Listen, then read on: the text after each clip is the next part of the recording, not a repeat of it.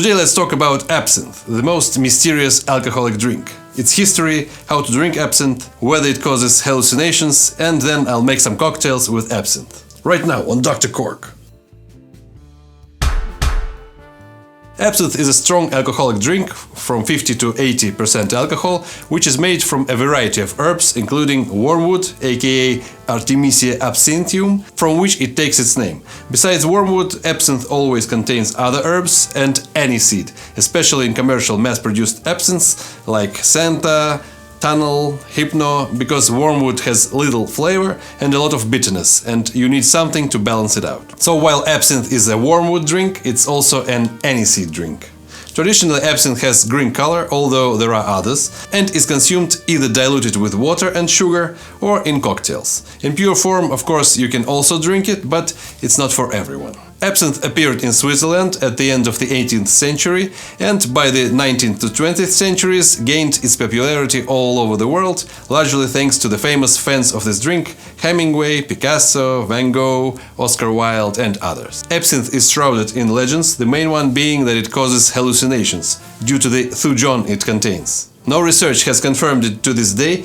However, in the early 20th century, absinthe was banned in the United States and in some European countries.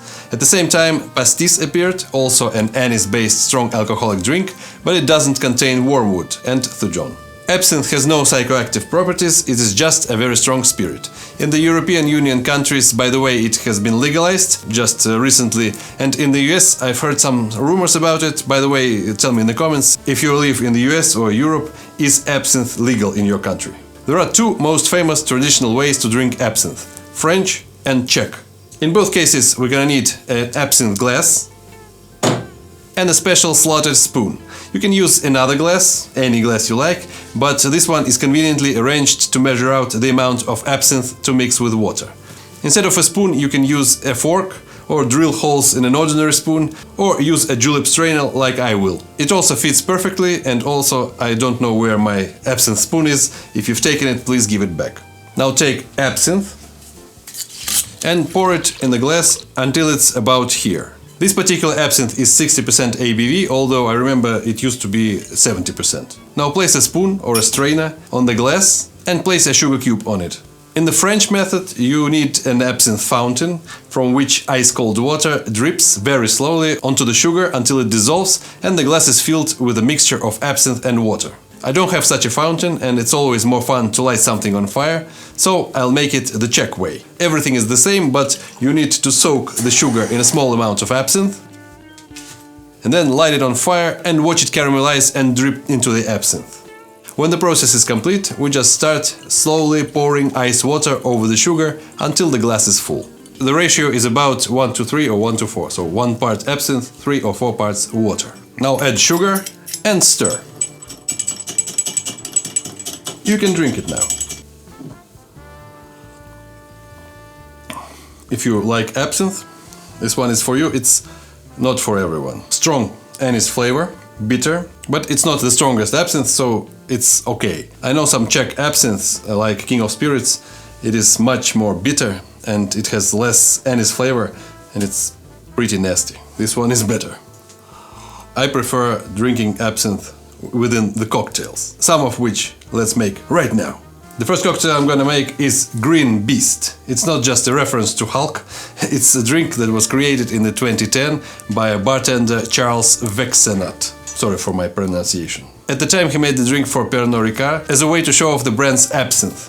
The cocktail has passed the test of time and is one of the most well-known absinthe cocktails of the modern age. You can build this cocktail in the glass, but I prefer to stir it and then strain to the glass without ice. So, to the stirring glass add. First thing we're gonna need is a cucumber. 3 slices, about that much. This one is called, by the way, cocktail cucumber. I don't know what that means. If you know, tell me in the comments. 3 slices of a cocktail cucumber. A little bit of cold water, about 1 ounce, 30 milliliters, and muddle the cucumber to let it release all of its flavor to the water. Then add lemon juice, half an ounce, 15 milliliters, simple syrup, or in my case, rich simple syrup, about 1/3 of an ounce, 10 milliliters, and a full ounce or 30 milliliters of absinthe. Fill the stirring glass with ice and stir it thoroughly to chill and dilute. Now take a beautiful glass, it's like a cocktail glass but short, and fine strain the cocktail. Garnish with a couple of slices of cucumber. You can add ice if you want, and also many recipes call for the equal amounts of absinthe, simple syrup and lemon juice, but I prefer this way, it's more absinthe, more anise flavored. If you don't like anise, maybe you shouldn't drink absinthe cocktails in the first place. The next cocktail is called Absinthe Spider. It's a long drink with ginger ale, so the highball glass. And to the highball glass add ice, absinthe, half an ounce to 2/3 of an ounce, so about 15 to 20 milliliters. Angostura bitter or other bitter, a couple dashes. Garnish with a cucumber peel, if you can call it that, or just a lime twist. And top up with ginger ale, about 3 ounces, 120 milliliters.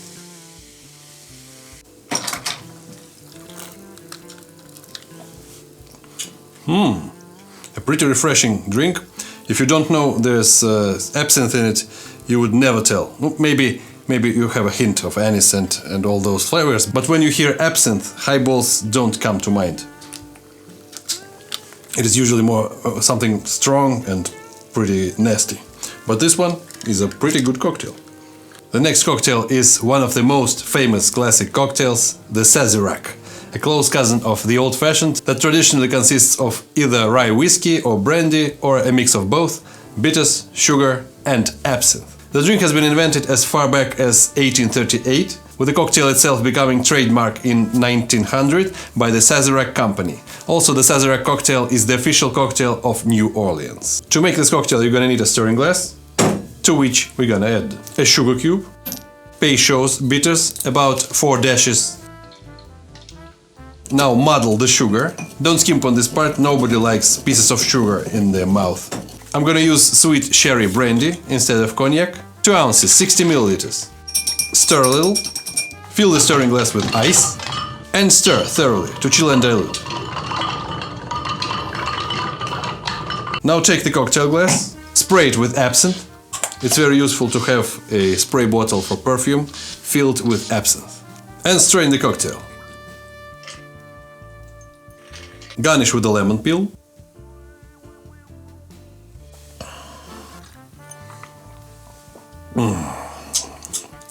It is, of course, not an absinthe cocktail, but rather a brandy or rye whiskey cocktail. But nonetheless, it is a perfect balance of sweetness and strength. I like it. But I like this brandy, so I can drink it just as is, neat.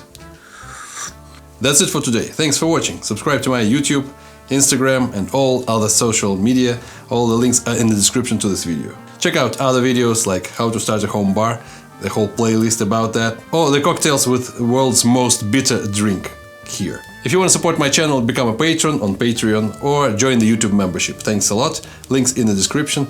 All the recipes on my website, thedrcork.com. Thanks a lot. До свидос and drink responsibly.